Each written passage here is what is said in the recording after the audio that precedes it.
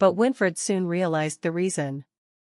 Unlike Ophelia, who always had a kind smile, Ayla had an expression on her face that was completely inscrutable. How much influence did facial expressions have on impressions? Me, Duchess. When Winfred cautiously called out to Ophelia, Ophelia, who had been looking out the window, smiled and turned her gaze towards Winfred. There was no trace of the tears that had flowed. "What is happening, Your Highness, the Crown Prince? You said that the Duchess was originally from the Republic of Timora?" Winfred raised the subject cautiously. Ophelia nodded silently, although she didn't know why the topic of her hometown was suddenly brought up. "So the other families stay in Timora? Or did they move to the Empire with the Duchess?" He not only asked about his hometown, but also about the well-being of his family, whom young Winfred had never seen before. At this moment, Ophelia couldn't help but feel that his questions were very suspicious. "My family is in Timora. I came alone to the Empire." Although he obediently answered suspicious questions without hesitation, Winfred seemed somewhat disappointed when she told him that her family was in Timora. "Ah, I see. So, what kind of family is the Hiling family? Do they all have gray hair like the Duchess?" But the pause was only a moment. The interrogation, or rather questioning, of Winfred continued. As Ophelia stared at Winfred, pondering the intent of her question, Winfred adopted an anxious expression. It was as if his life or death depended on Ophelia's response. "No. My gray hair is like my mother's." "Ah. And what about the Duchess's brothers? Are you an only child?" His questions were really endless. If she answered one question, he asked another. He was about to ask how many spoons there were in his hometown. "Your Highness." "Yeah." When Ophelia spoke in a stern voice, Winfred realized that he had been too excited and had been insisting, so he lowered his gaze. It was the expression he made every time his parents or the Duke and Duchess scolded him. "Why are you suddenly interested in my parents' house?" Unlike her expression, which seemed to indicate that she would explain why and apologize at any time, Winfred kept her mouth shut. "Your Highness?" Ophelia tilted her head and met Winfred's gaze, who was looking at the floor. Winfred's heart sank to see Ophelia like this. Wouldn't it be nice to tell Ophelia? They had been sharing a secret for a long time that he couldn't even tell his parents. And the thought that she might know about Ayla made his mouth itch. "Actually," Winfred gasped. Ophelia smiled and nodded, indicating that she was listening to his story. "I met a silver-haired girl named Hiling a while ago." "A girl?" "Yeah. I heard he was 12 years old." Ophelia was deep in thought at Winfred's response. A 12-year-old silver-haired girl with the surname Hiling. My brother's daughters have silver hair. Since Winfred had never been abroad, they must have met in the Palace Empire. All his nieces lived in Timora. Above all, they were not 12 years old. This was because Ophelia's brother was quite old and so were her nieces. What was his name? Having no idea who the girl was, Ophelia asked Winfred for more information. At his question, Winfred's mouth moved. It wasn't that he didn't want to talk, but it seemed like he didn't open it properly. "Ayla. Her name is Ayla Hiling." "Just now, what did you say?" Ophelia's face paled at the sound of Ayla's name. "Ayla." The girl's name was Ayla. Winfred, who didn't understand why Ophelia said that, said Ayla's name again with a puzzled expression. "When? Where did you meet?" Now it was Ophelia, not Winfred, who was asking questions. Winfred responded with wide eyes and a bewildered look on her face. "We met last time on the way to Mount Primus. We met in 2 places. Grunfeld and Bahiti, I think." He tried to keep his memories from Ayla a secret. As Ophelia felt she should respond, the response came out smoothly, without him knowing. Ophelia remained thoughtful in silence after hearing Winfred's response. Ayla Heiling. A silver-haired girl who was 12 years old at the time.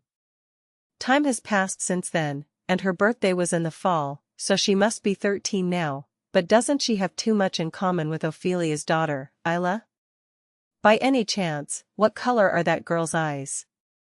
They were blue eyes. Blue eyes that glowed mysteriously in the moonlight. Come to think of it, they look a lot like the Duke of Weishafen. Winfred, who was answering Ophelia's serious question, suddenly closed her mouth. He wondered why Ophelia was asking so urgently, but before he could ask, he found the answer.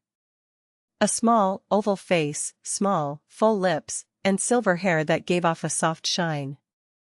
Overall, she looked like Ophelia, with a high nose, intense eyes, and blue pupils, a girl who also looked like Roderick. No way.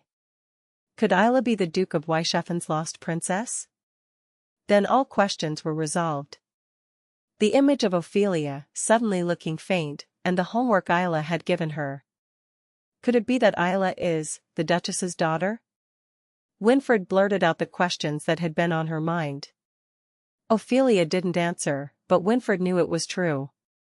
Ophelia had a mysterious expression that made it difficult to tell if she was smiling, angry, or crying, and hot tears were streaming down her face. Your Excellency.